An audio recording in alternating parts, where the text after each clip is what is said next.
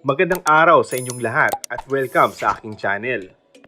Spotted ng kapamilya actress na si Julia Montes, kasama ang manager nito na si Mac Merla at kaibigan na si Irene habang nagchichill sa isang mall sa Quezon City, na kung saan ay ibinahagi din ng actress sa kanyang Facebook stories ang nasabing larawan.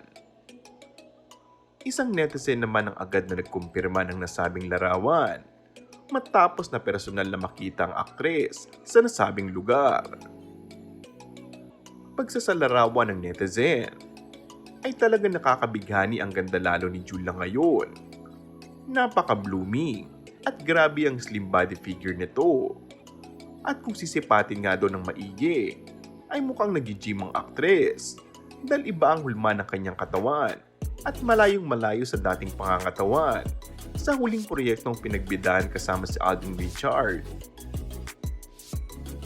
Dahil sa paglalarawan sa aktres, ilang netizen ang biglang binalikan ang naging pahayag ng showbiz columnist na si Christopher Min.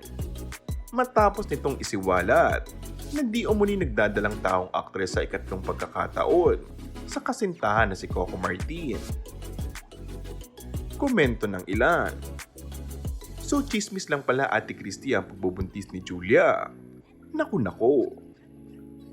Christopher Min has no more credibility. Huwag na kasi magpakalat ng fake news." Samantala, una nang inihayag ni Julia na mayroon siyang pinaghahandaang proyekto ngayong taon. Ito din siguro ang dahilan sa bilang pagkawala ng aktres upang mapaghandaan ng mabuti ang susunod na proyekto na to. And that's all for our today's video. Kung bago ka lang sa aking channel ay mag-subscribe at pindutin na rin ang notification bell. Maraming salamat!